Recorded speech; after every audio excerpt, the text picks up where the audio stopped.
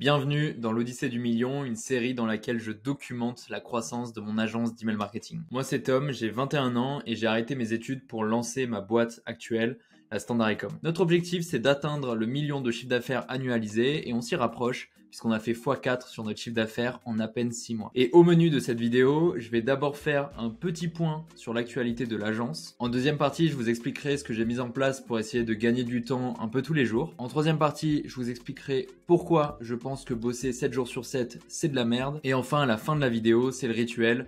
Je vous donnerai notre chiffre d'affaires sur le mois d'octobre. Alors pour ceux qui n'ont pas regardé les premiers épisodes de la série, j'ai monté la boîte il y a maintenant 1 an et demi et j'ai recruté mes premiers employés il y a tout juste 1 an. Et jusqu'à peu, on s'était jamais vu en vrai, puisqu'on bosse exclusivement en télétravail. On a quand même des sortes de locaux virtuels, donc c'est assez fun, mais ça vient pas remplacer l'expérience physique. Et donc, il y a 2 semaines, en mi-octobre, j'ai organisé notre premier team building. De base, je suis pas très bon pour organiser des trucs, donc le team building s'est fait au dernier moment. On a eu notre logement 2 jours avant le jour J, donc c'était un peu brouillon. Mais bref, c'était un séjour très simple. Le premier soir, on est allé au resto, on s'est fait kiffer. Ensuite, on a fait une petite soirée à notre Airbnb. Le lendemain, on s'est fait un petit point d'équipe sur le futur de l'agence, où on va. Et après l'après-midi, on a fait un escape game. Au total, le séjour nous a coûté environ 3 000 €. On aurait pu faire moins si je m'y étais pris à l'avance. Mais de ce que j'en retiens, c'est qu'un team building, j'aurais dû en faire bien avant. Parce que ça rapproche tout le monde, on voit que les liens se soudent au sein de l'équipe et que ça remonte le moral de tout le monde. Donc maintenant, on compte refaire ça tous les 3 mois. La deuxième actualité, c'est qu'on a refait les emails de la marque de Brad Pitt. Alors on dirait que c'est une vanne dit comme ça, mais non. Brad Pitt a bien une marque de skincare, et on a refait le design de leur newsletter. Et l'idée derrière ce projet, c'était pas seulement de bosser pour eux, mais c'était aussi de tout filmer pour en faire une vidéo. Bon, là, dans à peine une demi-heure, je vais prendre le train pour Aix avec quelques membres de mon équipe. On se rend à Aix-en-Provence pour faire un tournage avec Le Domaine Skincare, qui est tout simplement la marque de Brad Pitt, une marque donc de cosmétiques. Et l'idée de ce tournage, c'est de faire une masterclass design. Ça fait longtemps que je voulais faire cette vidéo, c'était dans mes brouillons depuis maintenant 8 mois, je crois. Et l'idée, en fait, c'est plutôt que de faire un tuto, voici comment designer tes emails, on voulait faire une vidéo avec un peu plus de budget, mettre un petit côté entertainment, mais pas trop non plus, pour que ce soit en fait moins chiant qu'un tuto à regarder, mais pas non plus, les gens ne vont pas se taper une barre devant la vidéo. Mais voilà, c'est transmettre de la connaissance d'une façon un peu plus fun. C'est ce qu'on cherche en tout cas. Donc là, je vais partir et d'ailleurs, on s'y est pris un peu au dernier moment, pour être honnête, puisque là, du coup, je fais bouger tout le monde de Paris à Aix, donc quelques membres de mon équipe, mais en plus, un vidéaste, pardon. Donc on l'a même pas trouvé sur place, c'est un gars de Paris, donc il faut payer le déplacement, etc. Donc, je disais qu'on ne s'y est pas pris à l'avance, parce qu'on avait très peu de bande passante pour organiser tout ça en réalité. Et aussi une autre chose, c'est que j'ai eu cette réalisation en parlant avec la fondatrice de Réjeanne, qui est une marque de culottes menstruelles. C'est qu'elle, en fait, elle me racontait qu'elle partait en vacances, enfin des sortes de vacances, c'est des breaks en fait, puisqu'elle est fondatrice d'une boîte et elle sait ce que c'est un peu compliqué de décrocher. Et ce qu'elle me disait, c'est qu'elle prenait ses vacances toujours au dernier moment et qu'elle était très à l'aise avec ça. Parce que certes, ça va coûter plus cher, les billets d'avion, billets de train, logement, tout. Mais elle était beaucoup plus à l'aise parce qu'en fait, elle peut se permettre de partir au bon moment. Alors que si tu planifies par exemple 6 mois à l'avance, tu vas peut-être partir en vacances au moment où ton business va décoller ou au moment où tu vas avoir une galère. Et en fait, tu vas passer des vacances de merde parce que tu es parti au mauvais moment tout simplement. Et j'ai beaucoup aimé cette mentalité et ça m'a pas mal aidé à dédramatiser le fait de faire des choses en dernière minute. Alors on s'entend bien sûr pour les gros projets où il y a du budget, il faut le planifier à l'avance. Là, j'aurais dû, par exemple. Mais pour le reste, je suis très à l'aise à l'idée de ne pas préparer et de tout faire en last minute quand ça me vient en fait, quand c'est le meilleur moment. Et avant, j'avais un petit blocage parce que on a ce truc de les parents, ils préparent les vacances des fois même 1 an à l'avance parce qu'ils ont besoin de poser leurs jours, de prendre des congés, etc. Alors que c'est pas la réalité qu'on vit quand on est entrepreneur, pas du tout ça. Et donc, je pense que c'est bien de casser ce mythe de il faut forcément planifier les choses quand tu pars en vacances, etc. Donc merci Y pour ce petit tips que j'applique maintenant au quotidien. Donc voilà, c'est encore plus de chaos dans ma vie, j'adore. Et en gros, pour vous donner un ordre d'idée, la vidéo va nous coûter entre 3 et 4 000 €. Et en sachant qu'en fait, le coût le plus important dans ce total, ça va être le vidéaste. Donc son déplacement plus tournage et montage. Et on n'attend pas forcément de retour sur investissement sur cette vidéo. L'idée, c'est plutôt de marquer les esprits parce qu'on aura du budget, parce que c'est la marque de Brad Pitt. On a ce petit côté waouh et ça reste plus en tête en tout cas qu'un tuto. Aussi, ça va être utile par exemple si un jour on a des prospects qui nous disent ok, ça se passe comment le processus de création, on va pouvoir leur dire regardez, on l'a fait pour une marque, voici ce qui se passe en fait behind the scenes. Donc derrière la scène. Et ensuite, le dernier avantage, c'est que les gens voient qu'il y a vraiment des réelles personnes dans la boîte, des CDI, des personnes qui font leur métier, qui expliquent leur métier aussi, parce que du coup, j'ai ramené Ezekiel et Marie, DA et graphiste chez la Standard Ecom, et ils voient que la boîte n'est pas composée uniquement de freelance ou des mecs qui bossent au Pakistan ou je ne sais où. Ils voient que c'est pas non plus une agence composée que de stagiaires, puisque c'est ce qui se passe généralement chez les agences de communication, c'est t'as des mecs seniors en entrée qui te vendent le pitch, qui te signent. Et après, quand les marques rentrent, elles sont gérées par des stagiaires. Et généralement, c'est un problème qui revient souvent en fait. Donc voilà, on va essayer de prendre quelques photos, quelques petites vidéos pour que vous puissiez nous accompagner sur cette petite journée de tournage qui, j'espère, va bien se passer. Donc voilà, c'est tout pour les grosses actualités. La vidéo devrait sortir d'ici 1 à 2 semaines. Maintenant, on peut passer à la suite de la vidéo. C'est mes apprentissages lors des derniers mois. Je suis assez obsédé par une idée, c'est celle d'optimiser mon temps et mon quotidien. Tout ça dans le but de me mettre dans un environnement favorable pour l'atteinte de mes objectifs. Donc j'ai testé beaucoup de choses pour gagner en efficacité et gagner du temps un peu toutes les semaines et je vais vous partager ce qui a vraiment marché pour moi. J'utilise Cold Turkey pour bloquer mes mails. C'est tout con comme outil, quand vous l'activez, lorsque vous vous rendez sur Gmail, ça va bloquer en fait l'affichage de vos mails. Et pour pouvoir afficher le contenu de votre boîte de réception, il faut cliquer donc sur un bouton supplémentaire. Et en fait, ça permet d'éviter de consulter les mails de façon compulsive. C'est-à-dire qu'on a 30 secondes entre deux tâches par exemple, et directement on va sur Gmail. Parce qu'en fait, ce que je faisais avant, c'est que je regardais mes mails un peu toute la journée et je prenais pas forcément le temps d'y répondre. Donc j'avais mon stress qui augmentait inutilement. Donc Cold Turkey m'a beaucoup aidé là-dessus et je me suis mis une limite d'affichage de mails 5 fois par jour. Et si je dépasse ces 5 fois, dès que je clique sur le bouton pour afficher la boîte de réception, ça va prendre 15 secondes avant de les afficher. Et ça m'a beaucoup aidé et maintenant ce que je fais, en tout cas j'essaye, c'est de regarder mes mails uniquement le soir entre 21h et 21h30.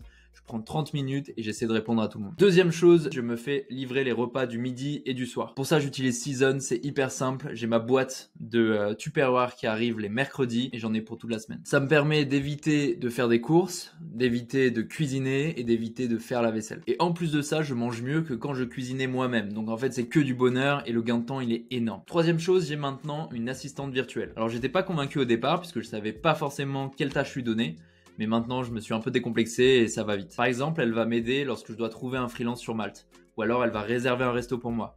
Ou réserver des billets de train, par exemple. Donc, toutes ces tâches à faible valeur ajoutée que je détestais voir sur ma to-do list, maintenant, c'est l'assistante virtuelle. Pour trouver un assistant virtuel, ça dépend un peu de votre budget. Moi, ma reco, ce serait de calculer votre taux horaire et de voir ce qui serait bien du coup par rapport à votre budget. Mais vous pouvez en trouver pour tous les prix. Par exemple, vous pouvez aller sur Upwork, trouver une personne à 15-20 € de l'heure. Ça marche très bien. Troisième chose, c'est la règle des 2 minutes. Si une tâche sur ma to-do list prend moins de 2 minutes à la faire, je la fais directement. Puisque rien que le fait de réfléchir à quand tu vas faire cette tâche ou la reporter au lendemain, en fait, ça prend autant de temps que de faire la tâche en elle-même. Et si je fais pas ça, le risque, c'est que ces tâches s'accumulent sur ma to-do list et que ça me rajoute du stress pour rien. Et tous ces éléments que je viens de vous donner tendent vers un seul objectif, c'est de mettre mon temps au centre de mes priorités. Puisque en septembre, j'ai réalisé que je dois constamment mesurer le coût d'opportunité d'un projet avant de me lancer dedans. En fait, le coût d'opportunité, c'est le fait qu'en acceptant de travailler sur une chose, je renonce à travailler sur d'autres. Pour vous donner un exemple, peut-être qu'on va signer un client qui nous rapporte 2000 € par mois, donc ça peut paraître cool, mais en réalité, peut-être qu'on gagnerait plus en investissant le temps passé sur ce client autre part. Et justement, je vous laisse avec une réflexion que j'ai eue il y a 15-20 jours. Alors, je tourne cette vidéo un peu à l'improviste puisque je sors d'un appel avec un client et je viens d'y penser. Du coup, je voulais capturer ce moment. Je viens de penser à un truc, c'est que aujourd'hui, on arrive à un stade où je gère de moins en moins de clients. Du coup, je délègue énormément cette partie-là. Mais j'ai quelques clients et généralement les plus gros et aussi les plus anciens que je continue de gérer et que je ne peux pas réellement déléguer. Parce que je suis trop implanté dans le projet et parce que les autres personnes de l'équipe n'ont pas forcément peut-être l'expertise en tout cas, pour venir me remplacer. Et du coup, à ce stade-là, je commence à me poser la question, est-ce que c'est vraiment rentable de continuer ces prestations que je ne peux pas déléguer? Aujourd'hui, ça nous rapporte, donc j'ai calculé, ça nous rapporte 13 000 € par mois, les clients que je gère uniquement moi, et ça va me prendre 2 jours et demi par semaine. Donc en réalité, c'est beaucoup, et je pense qu'en fait, là, on est en train d'atteindre un stade où 2 jours et demi par semaine, donc 13 000 € par mois pour 2 jours et demi par semaine, c'est plus rentable de faire ça. Et la logique, c'est que si j'avais pas ces clients-là, ou alors si je pouvais les déléguer, en fait, je pourrais faire autre chose pour faire grossir la boîte. Par exemple, aller prospecter des personnes. En fait, là où j'ai le plus d'impact. Et aujourd'hui, là où j'ai le plus d'impact, c'est plus le service.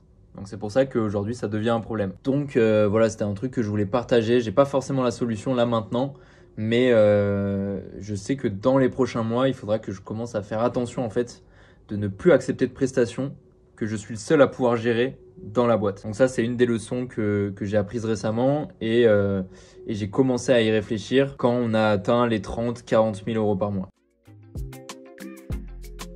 Autre gros changement, c'est que j'ai commencé à plus kiffer mon quotidien. Et je pense que ça doit se voir si on compare les anciennes vidéos et les dernières. Et le gros changement, c'est que aujourd'hui, je suis très à l'aise à l'idée de prendre des pauses. Et je vous laisse cette fois-ci avec une réflexion que j'ai eue il y a quelques semaines en octobre. J'allume la caméra très rapidement parce que j'ai une petite idée. On est le 6 septembre et il est 22h28. Normalement, je suis couché à cette heure-là. Là, du coup, j'ai pas mal de taf ce soir. Du coup, je suis obligé de rester un peu. Et je vais partir au sport pour décompresser avant de dormir. Et je voulais parler d'une chose en allumant la caméra. C'était ma relation vis-à-vis du taf. En gros, avant, j'étais assez persuadé que bosser 7 jours sur 7, c'était la meilleure chose à faire. Pourquoi ? Parce que si ton concurrent, il bosse 5 jours sur 7 et que toi, tu bosses 7 jours sur 7, ça fait 2 jours supplémentaires de travail par semaine. Il y a 52 semaines dans l'année. Ça fait donc 104 jours supplémentaires que ton concurrent, possiblement en fait. Et si grossir le plus rapidement possible, c'est ton objectif, c'est le mien et ça l'est toujours, je me suis dit donc que bosser 7 jours sur 7, c'était en fait la meilleure manière d'y arriver. Et j'ai fait ça pendant presque 1 an et demi et depuis peu, j'ai totalement arrêté parce que j'avais des grosses pertes d'énergie en semaine.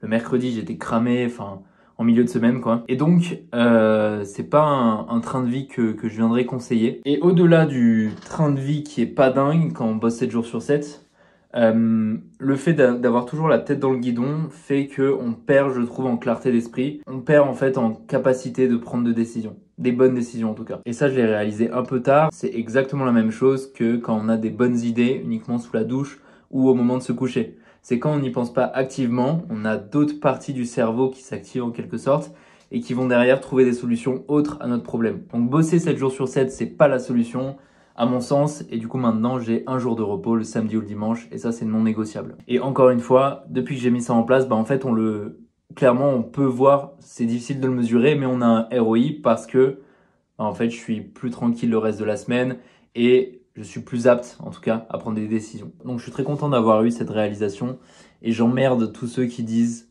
que il faut absolument bosser 7 jours sur 7 et qu'il ne faut pas prendre de pause puisque c'est des belles conneries. Et le problème que j'ai contre ce genre de personnes, c'est que généralement, ils vont essayer de l'imposer aux autres autour d'eux. Ou en tout cas, ils vont essayer de faire ressentir de la culpabilité chez ceux qui ne bossent pas 7 jours sur 7 en fait. Donc voilà, c'était mon ressenti vis-à-vis de ça. Je pense pas que je reviendrai en arrière. Faire 7 jours sur 7, c'est bien sur des périodes de rush, pourquoi pas de temps en temps, quelques semaines d'affilée, mais c'est pas quelque chose que je referai à la longue et c'est pas quelque chose que je vous recommanderais. On passe à la dernière vidéo, les chiffres. Sur octobre, on génère 63 000 € hors taxe de chiffre d'affaires. C'est notre record. 6 mois en arrière, on faisait 15 000 € par mois, donc on est très content. Et maintenant, j'aimerais vous parler de comment je vois le futur, en tout cas les prochains mois, pour la Standard Ecom.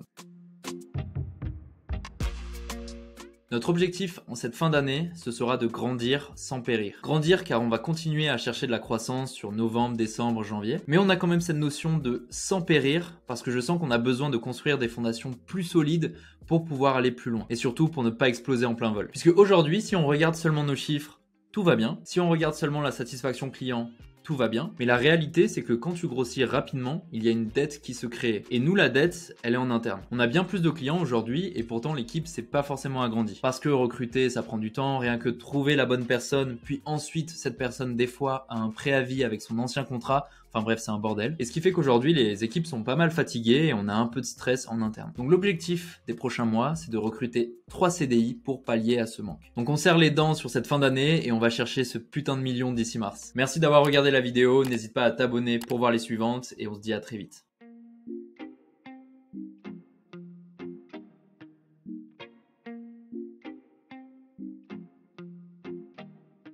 C'est très, très novateur. C'est une technique que je connaissais pas, mais je trouve hyper smart.